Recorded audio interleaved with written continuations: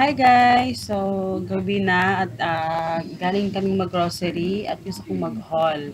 Ano yung mga nabili ko kasi namili kami kanina Zonrox, yung mga malalaking items. Pero actually, nag-adjust lang ako. Kita, ayan, 48 na 90 cents. Ano lang to? Almost 500 grams. Yeah. Tapos, bumili ako ng ano, teka lang. Unahin ko na lang muna itong maliit. Oops.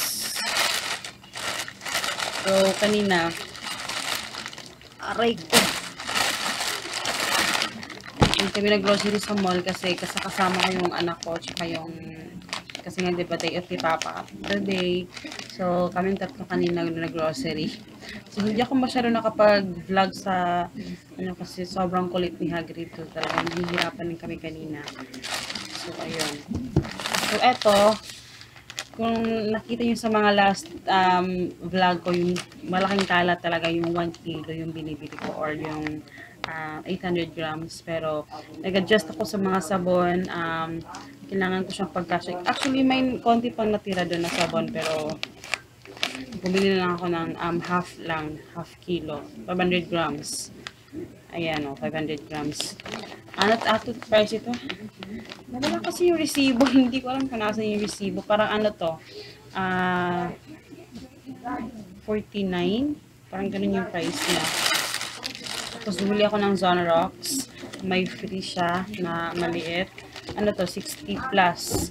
69, 68. Ganun yung price niya. Tapos,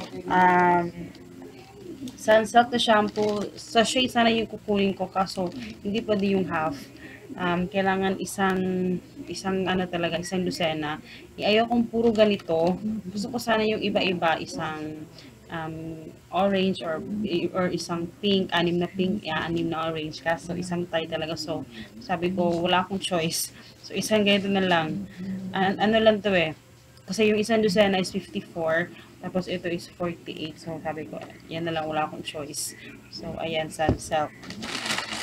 Tapos, ito lang yung binili ko na, teka, magkati-kati ng ilong ko.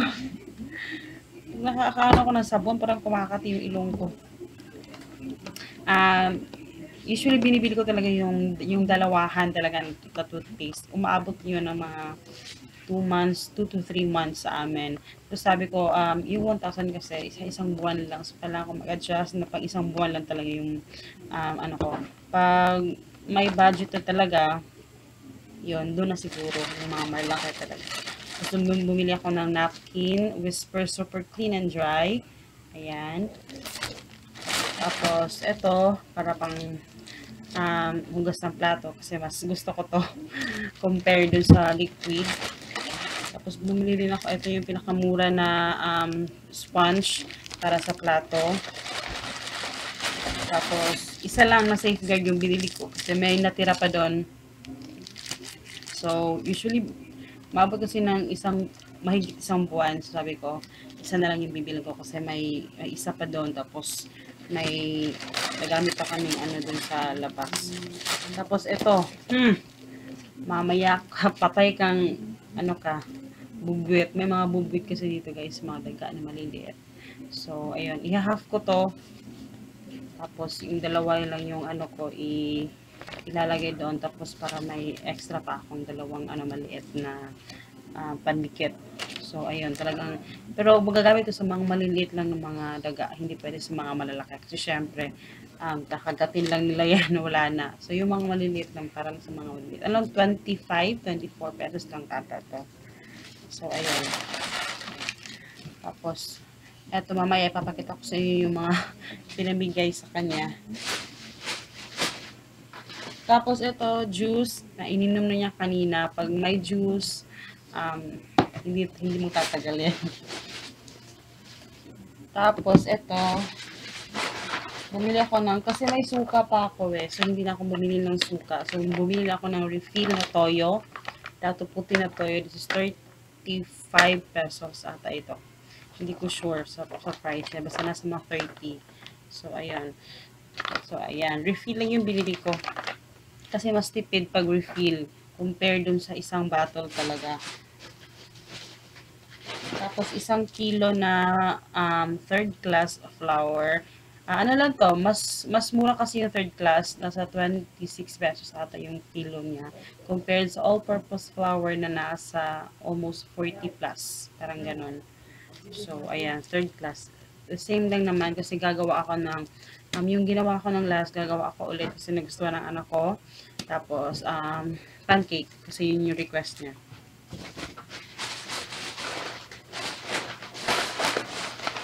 Tapos, eto naman, ito yung Nishi. Kasi mahal yung mahal kasi yung binibili ko talaga dati, yung Coco Crunch. Medyo mahal siya.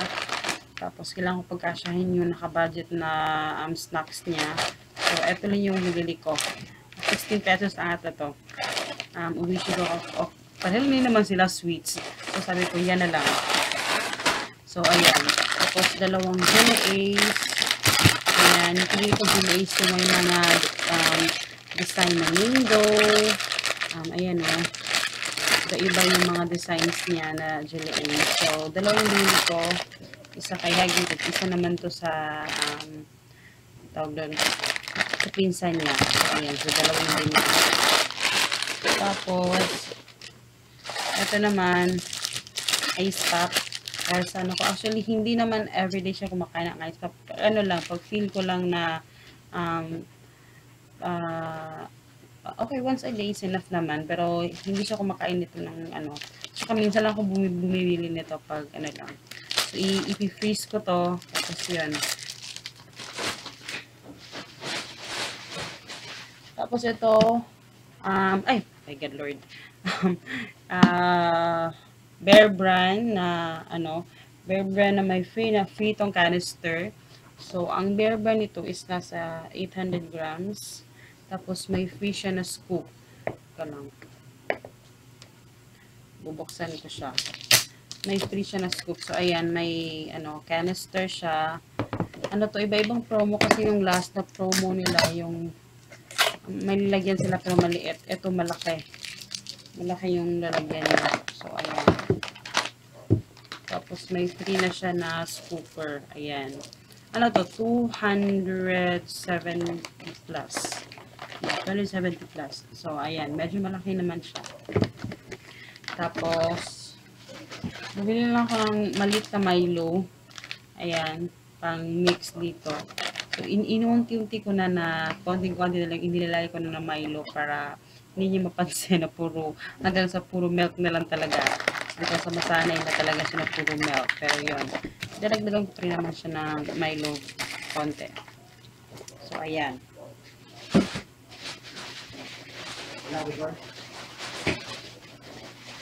Tapos, bumili na din ako ng spring onions. 10 pesos and 90 cents. Ayan, 10 pesos and 90 cents. Ayan, kasi kailangan ko yung spring onion. Tapos, ito, garlic, 23.25. Sa palengke, bumili ako ng garlic na sa mga 10 pesos lang. Pero wala akong choice kasi doon ako sa mall namili. So, hindi na ako nakabili ng onion.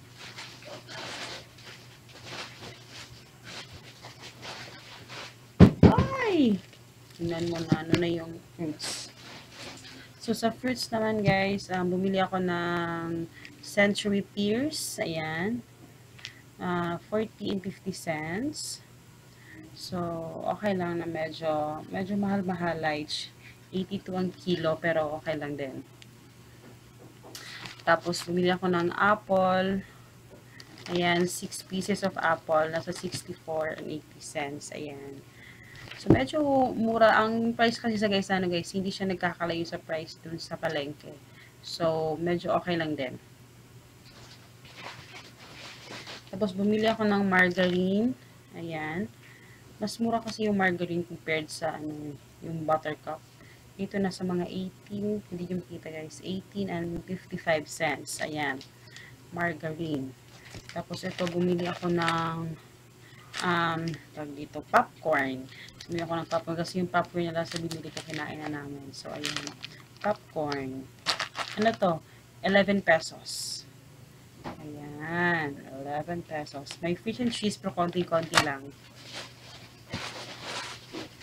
Tapos, eto, bumili ako ng, actually, bago ako bumili ng sandwich bread, mayonnaise ka, pero ang dali-daling maubos kasi favorite talaga namin yung mayonnaise ko.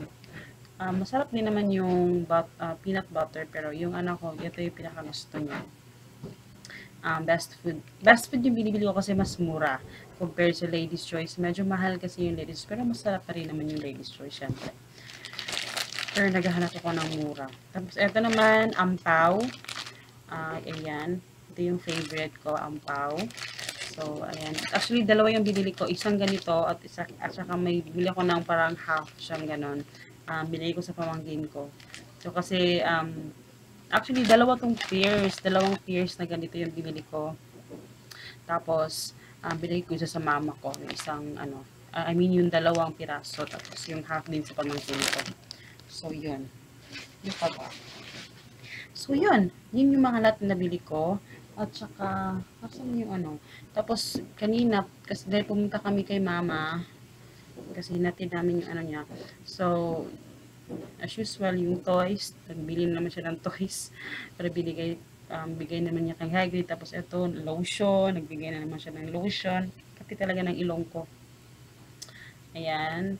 Ewan ko kung anong lotion to, pero yung lotion kasi ni Hagrid, yung Nivea na baby lotion, kasi yung mga puti-puti niya sa mukha. So, nilotionan ko sa yung mukha niya. So, yun yung nilotion ko sa kanya. Tapos, ito, binigay sa akin ni Mama Jones. Ano lang yung binibigay ni Mama sa akin. Tapos, ito din, Dutch meal para sa anak ko. Binigay niya din to.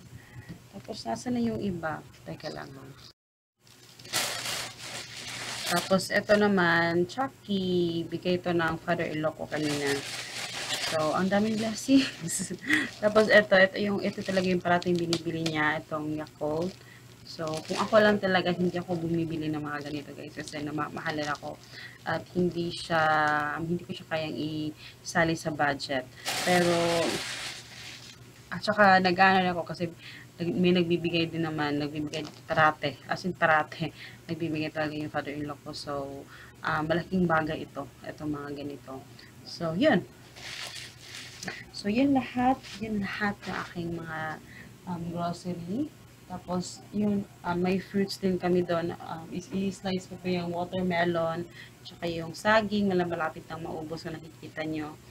Tapos may avocado dyan, bigay ng mother-in-law ko kanina. Malaking avocado, sobra.